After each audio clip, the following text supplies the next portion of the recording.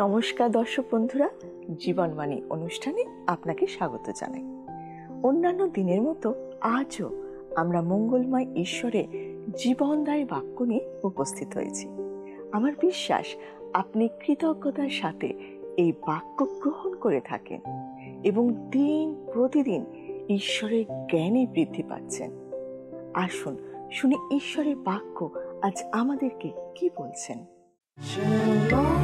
হলো হৃদয় খোলো, শ্রবণ করো জীবন বাণী, নম্র চিতে শ্রবণ করো, নম্র চিতে শ্রবণ করো, খ্রিস্ট যিশুর জীবন খানি।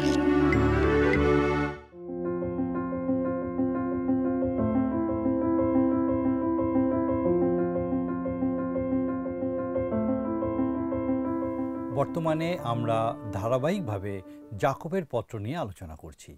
ইতিমধ্যেই আমরা দেখেছি এই পত্রে আমাদের দৈনন্দিন জীবনের কতকগুলো বিশেষ গুরুত্বপূর্ণ বিষয় নিয়ে আলোচনা করা হয়েছে। গত অনুষ্ঠানে আমরা চতুর্থ অধ্যায়ের প্রথম 5 পদ আলোচনা করছিলাম। সেই আলোচনার মূল বিষয় ছিল জাগতিকতার অসারতা এবং শূন্যতা। এই অধ্যায়ে যাকব অনেক গুরুত্বপূর্ণ প্রশ্ন নিয়ে আলোচনা করেছেন। জাগতিকতার অর্থ কী? একজন খ্রিস্ট বিশ্বাসী কীভাবে দিয়াবলের সঙ্গে লড়াই করবে? আপনার জীবন বলতে কি বোঝেন? এই সব কিছুই জাগতিকতার সাথে জুড়ে আছে। আশা করি আপনি বুঝতে পেরেছেন জাগতিকতার অর্থ কী। কোথা থেকে আমাদের মধ্যে যুদ্ধ ও বিবাদ তৈরি হয়? আমাদের মধ্যে যে সুখাভিলাষ কাজ করে সেটাই আমাদেরকে স্বার্থপর করে তোলে। আমরা হিংসা করি, আমরা জগতের সাথে আপোষ করি আর ঈশ্বরকে আমাদের শত্রু করে তুলি। আজকে আমরা চতুর্থ অধ্যায়ের বাকি অংশ 6 পদ থেকে 17 পদ পর্যন্ত আলোচনা করব। আসুন আমরা 6 পদ পাঠ করি। যাকব তার 4 অধ্যায় 6 পদ। বরং তিনি আরও অনুগ্রহ প্রদান করেন, এই কারণ শাস্ত্র বলে, ঈশ্বর অহংকারীদের প্রতিরোধ করেন, কিন্তু নম্রদিগকে অনুগ্রহ প্রদান করেন। 5 পদের শেষ অংশে যাকব একটা প্রশ্ন করেছেন। ঈশ্বর আমাদের অন্তরে যে আত্মা স্থাপন করেছেন, তিনি কি মাৎসর্যের নিমিত্ত স্নেহ করেন? মাৎসর্য শব্দটা নিয়ে আমরা আলোচনা করেছিলাম। এটার অর্থ অনেক ব্যাপক। ঈর্ষা করা, যা আমরা নিজের বলে মনে করি, তা কাউকে না দেওয়া অথবা অন্তর্জ্বালা ইত্যাদি বিষয়। ঈশ্বরের আত্মা আমাদেরকে এগুলো করতে বলেন না, বরং তিনি আরও অনুগ্রহ প্রদান করেন। আমরা অনেকে জানিই না ঈশ্বর কত মঙ্গলময়, কত করুণাময়। তিনি অসীম অনুগ্রহে পূর্ণ। অনুগ্রহ কথাটার অর্থ হল সীমাহীন দয়া। ঈশ্বর আমাদেরকে শুধু তার ভালোবাসায় উদ্ধার করেননি, তিনি তার একমাত্র পুত্রকে আমাদের জন্য দান করেছিলেন। এটা তার অনুগ্রহ, যাতে আমরা উদ্ধার পাই। এতটাই তার দয়া।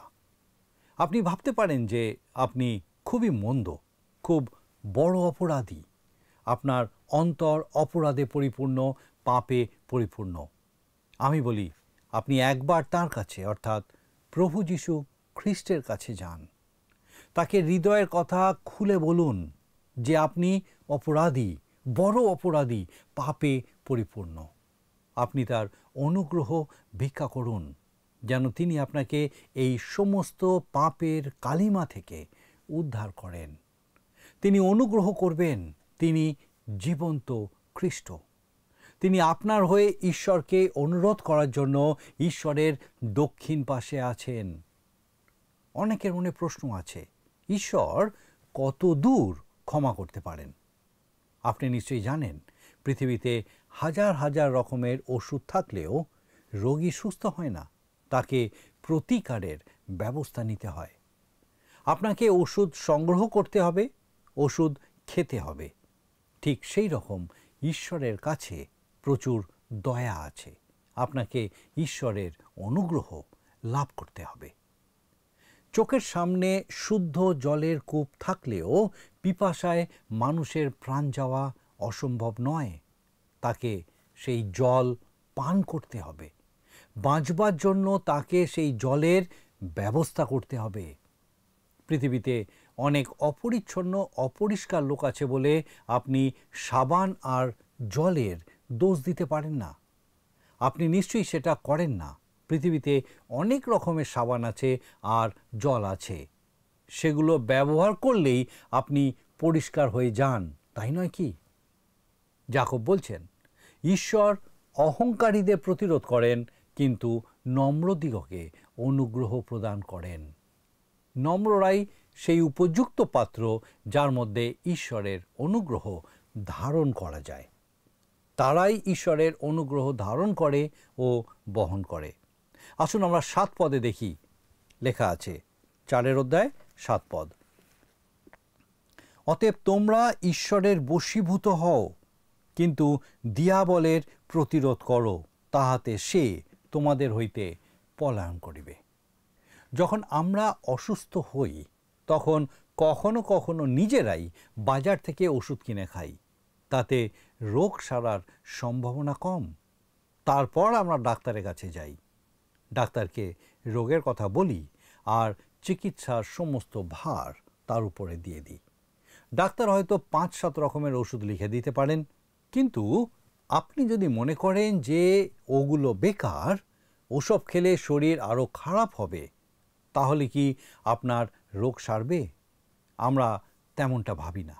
ডাক্তারের প্রেসক্রিপশন অনুযায়ী সমস্ত ওষুধ খাই আর আমরা সুস্থ হয়ে উঠি।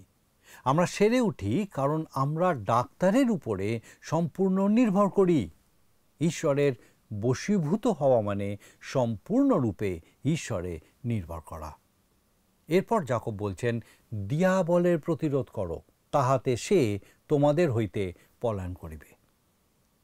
আপনি বলতে পারেন, কিভাবে আমি দিয়াবলের প্রতিরোধ করব?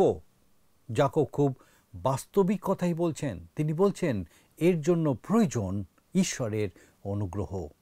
আর আমরা যদি নম্র হয়ে তার অনুগ্রহ চাই, তিনি আমাদের অনুগ্রহ করেন। আগের পদেই আমরা দেখেছি, নম্রদিগকে তিনি অনুগ্রহ প্রদান করেন।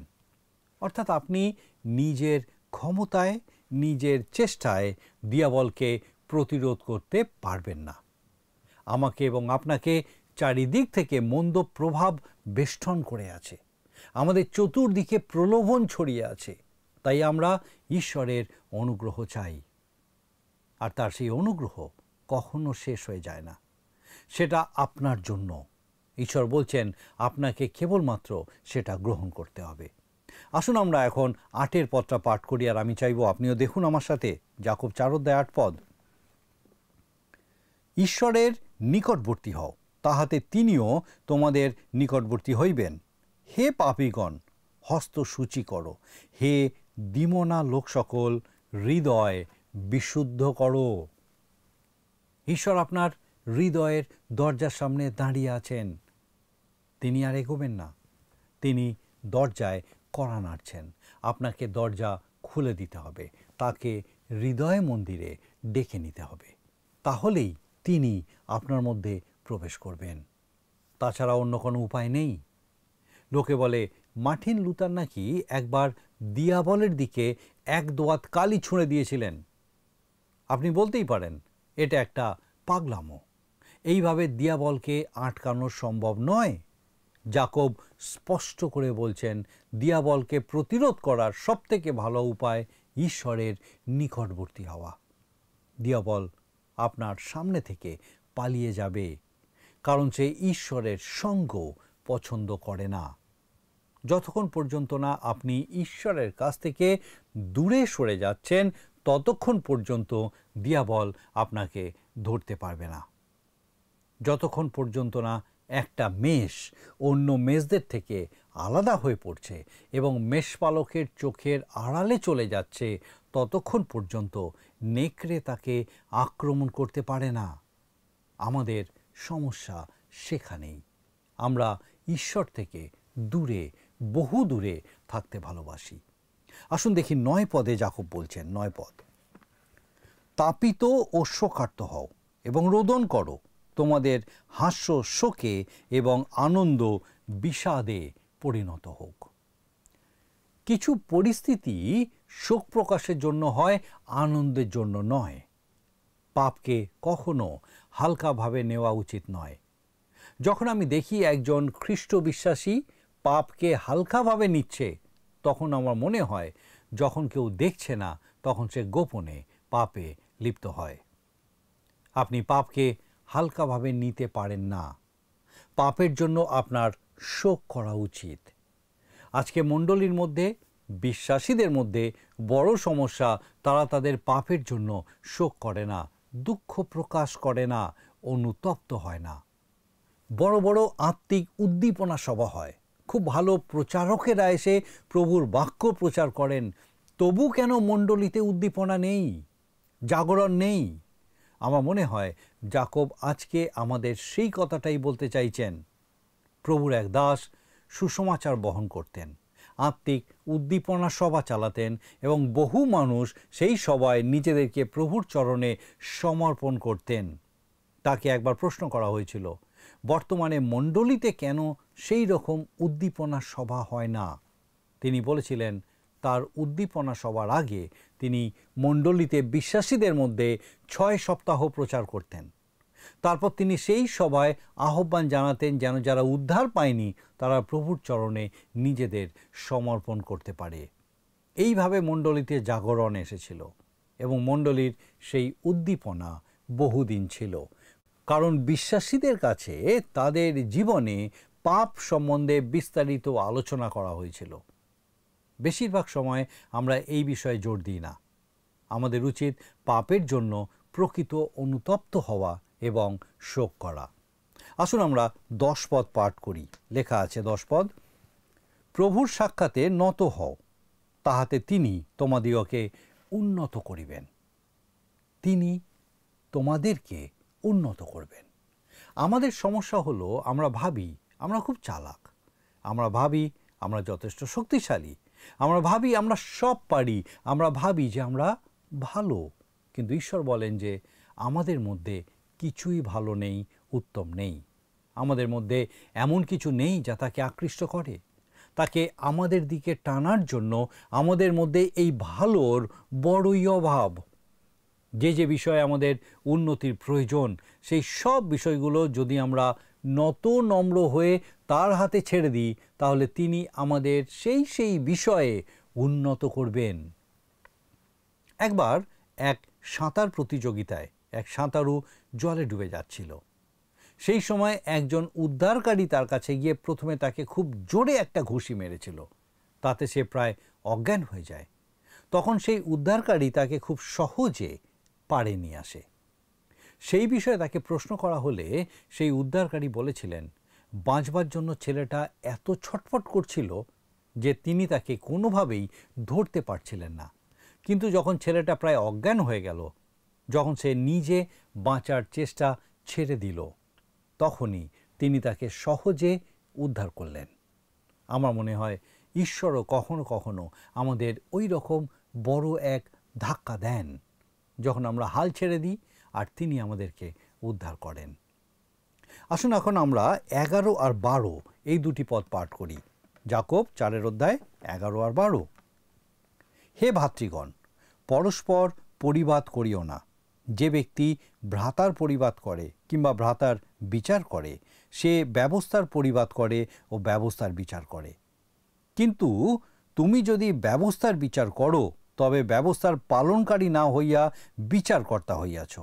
একমাত্র ব্যবস্থাপক ও বিচারকর্তা আছেন, তিনিই পরিত্রাণ করিতে ও বিনষ্ট করিতে পারেন। কিন্তু তুমি কে যে প্রতিবাসীর বিচার করো?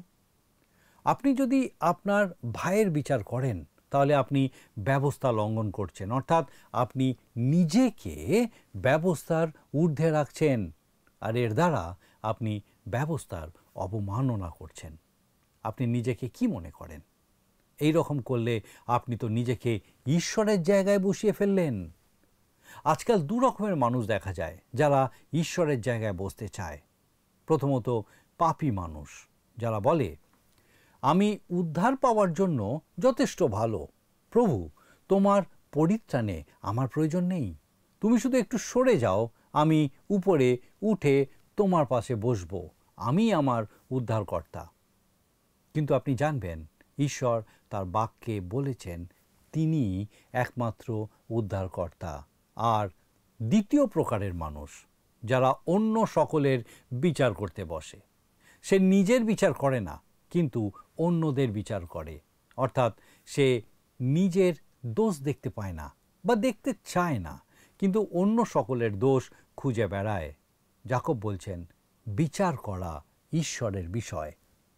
সাধু যোহন লিখিত সুসমাচারের 5 অধ্যায়ের 22 পদে প্রভু যীশু বলেছেন, কারণ পিতা কাহারও বিচার করেন না, কিন্তু সমস্ত বিচার ভার পুত্রকে দিয়াছেন। বর্তমানে এইরকম অনেক খ্রিস্ট বিশ্বাসী আছে যারা প্রকৃতই প্রভু যীশুকে বলে, প্রভু তুমি সরো, আমি তোমাকে সাহায্য করছি, আমাদের একটা সর্বোচ্চ বিচারালয় আছে আর আমি সেখানকার একজন বিচারক। বর্তমানে মণ্ডলীতে এরকম অনেকেই আছে, তারা মনে করে মণ্ডলীতে তাদের অনেক ভালো বিচার ব্যবস্থা আছে। যাকব বলছেন আমাদের উচিত নিজের বিচার করা এবং নম্র হয়ে প্রভু যীশুর কাছে যাওয়া। 13 পদে যাকব আরও একটি গুরুত্বপূর্ণ বিষয় উল্লেখ করেছেন। তিনি বলছেন, এখন দেখো তোমাদের কেহ কেহ বলে অদ্য কিংবা কল্য আমরা অমুক নগরে যাইব এবং সেখানে 1 বৎসর যাপন করিব, বাণিজ্য করিব ও লাভ করিব। আমরা খ্রিস্ট বিশ্বাসীরাও এটা করে থাকি। আমরা ভবিষ্যতের জন্য অনেক লম্বা পরিকল্পনা করে রাখি, কিন্তু এর অসারতা বুঝতে আমাদের জীবনের অনেক সময় চলে যায়। একজন খুব বিখ্যাত বক্তা বলছিলেন, তাকে কোথাও বক্তব্য রাখার জন্য আমন্ত্রণ করতে হলে অনেক দিন আগে থেকে জানাতে হয়, আর অনেক দিন আগে থেকে স্থির হয়ে থাকা কোনো প্রোগ্রাম ক্যান্সেল করতে তিনি একদমই পছন্দ করেন না। তিনি সেই অনুষ্ঠানে উপস্থিত হন এবং বক্তব্য রাখেন, কিন্তু কখনো কখনো অসুস্থতার কারণে তাকে তার পূর্ব নির্ধারিত প্রোগ্রাম হয়তো ক্যান্সেল করতে হয়। তিনি বলছিলেন প্রভু তার কাছে শাস্ত্রের এই অংশটা দেখিয়ে দিয়েছিলেন। যদিও ঠিক যাকব যেমন বলেছেন তেমন নয়। উনি বলছিলেন আমরা অনেকে বলি চলো আজ বা কাল আমরা অমুক শহরে যাব এবং বাইবেল কনফারেন্সে যোগ দেব, আমরা প্রভুর সাথে খুব সুন্দর সময় কাটাবো, আর আমার বিশ্বাস এটা প্রভুর ইচ্ছা। আমাদের জীবনে আমাদের পরিকল্পনা নয়, কিন্তু ঈশ্বরের ইচ্ছাই যেন পূর্ণ হয়, কারণ আমরা ভবিষ্যৎ জানি না। আসুন দেখি এরপরে যাকব বলছেন 14 পদে আমরা দেখি, যাকব 4 অধ্যায় 14 পদ, তোমরা তো কল্যকার তত্ত্ব জানো না, তোমাদের জীবন কি প্রকার? তোমরা তো বাষ্পস্বরূপ, যাহা ক্ষণিক দৃশ্য থাকে পরে অন্তর্হিত হয়। কাল কি হবে সেটা আমরা জানি না, ভবিষ্যৎ কেউ দেখেনি। আমাদের জীবন তো খুবই ক্ষণস্থায়ী, বাষ্পের মতো, কুয়াশার মতো।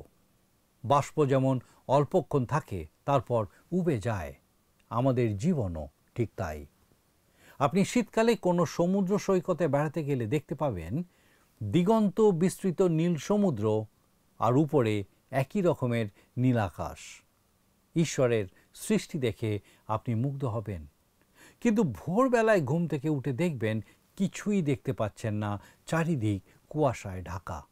আবার রোদ ওঠার সাথে সাথে সমস্ত কিছু পরিষ্কার হয়ে যায়, কুয়াশা মিলিয়ে যায়। পাহাড়েও একই অবস্থা, হঠাৎ কোথা থেকে মেঘ এসে সমস্ত কিছু ঢেকে দেবে, পর মুহূর্তে আবার তা চলে যাবে, সব কিছু পরিষ্কার হয়ে যাবে। পাহাড়ের এই মেঘের মতো আমাদের জীবনও অনিশ্চিত, ক্ষণস্থায়ী। ঈশ্বরের এই পৃথিবীতে ঈশ্বর থেকে দূরে ঈশ্বরবিহীনভাবে জীবনযাপন করাটাই সব থেকে বড় ভুল। সব কিছুরই একটা দীর্ঘ এবং প্রয়োজনীয় উদ্দেশ্য আছে। সূর্য প্রচুর শক্তি বিকিরণ করে, যার খুব সামান্যই আমরা গ্রহণ করি। চাঁদেরও উদ্দেশ্য আছে। মজা করে কেউ বলেছেন চাঁদ আছে বলেই মধুচন্দ্রিমার জন্য আমরা অনেকে বিবাহ করি। লোকে বলে মানুষ বড় মন্দ, ঈশ্বরবিহীন মানুষ ডিসলোকেটেড জয়েন্টের মতো, অর্থাৎ খুলে যাওয়া অস্থি সন্ধির মতো সম্পূর্ণ ব্যর্থ। এর একটা কারণ হলো আমাদের জীবনের সংক্ষিপ্ততা। আমাদেরকে এই জগতে 70 বছর সময় দেওয়া হয়েছে, আর যদি তার থেকে একটু বেশি হয় তাহলে তা যন্ত্রণা এবং ব্যথায় ভরা। কত সংক্ষিপ্ত জীবন, তবু আমরা অনেকেই এই পৃথিবীতে ঠিকভাবে জীবনযাপন করতে পারি না। আমরা আমাদের ইচ্ছে মতন পরিকল্পনা করি, ইচ্ছে মতো জীবনযাপন করি।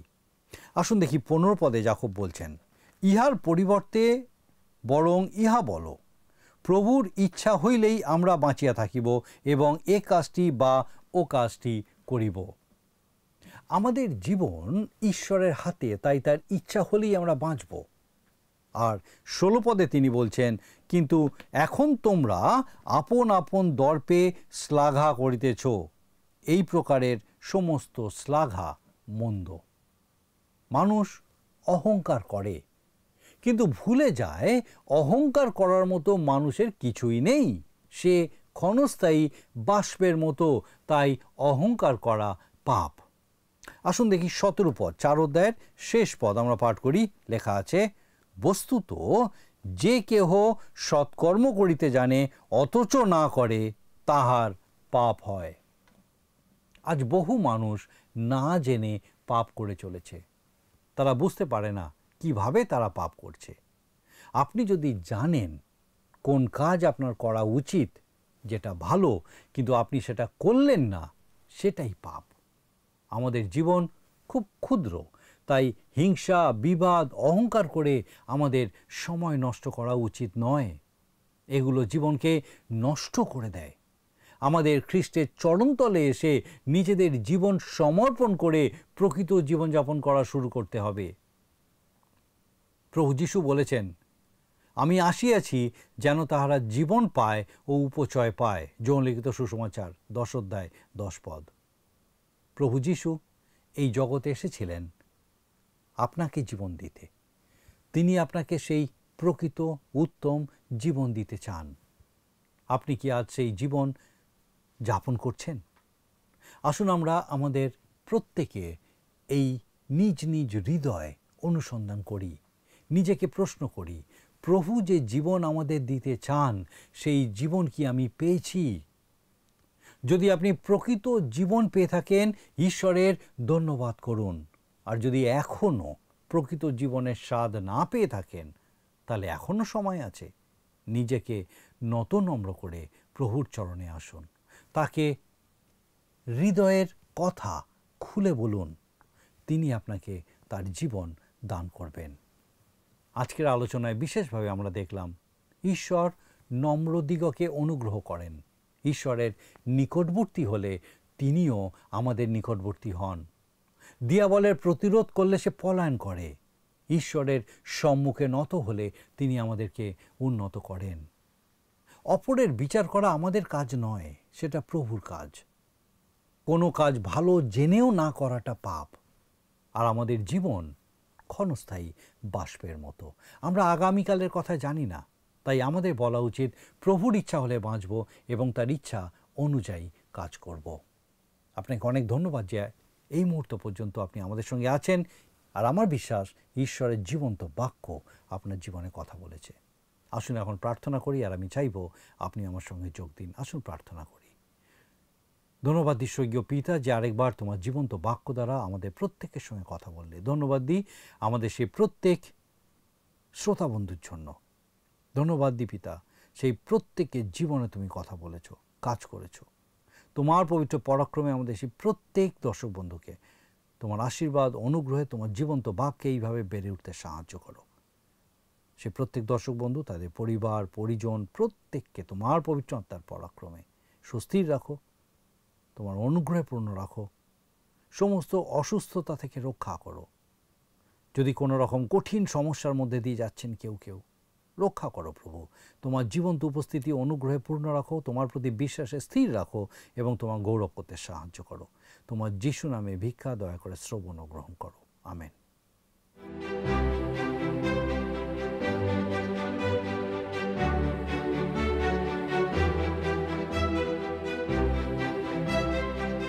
প্রিয় দর্শক বন্ধুরা, আমাদের এই ধারাবাহিক বাইবেল শিক্ষার অনুষ্ঠানটি শোনবার জন্য আপনাকে অশেষ অশেষ ধন্যবাদ।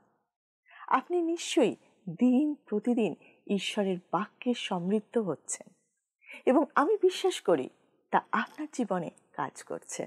আপনি একটু একটু করে ঈশ্বরের ইচ্ছা অনুসারে পরিবর্তিত হচ্ছেন। আমরা যা শুনছি তা মনে রাখার জন্য আমাদের প্রত্যেক দিন ঈশ্বরের বাক্য পাঠ করতে হবে। আশা করি আপনি তা নিশ্চয়ই করবেন। এখন আমরা আজকের দিনের প্রশ্নটা মন দিয়ে শুনে নিই। প্রিয় বন্ধু, আসুন আমরা আজকের প্রশ্ন উত্তরে আসি। গতকালের প্রশ্নের উত্তর অপশান এ, মন্দভাবে যাচনা করছো। আজকের প্রশ্ন, আজকের আলোচনা অনুযায়ী মানুষের জীবন কিসের সাথে তুলনীয়?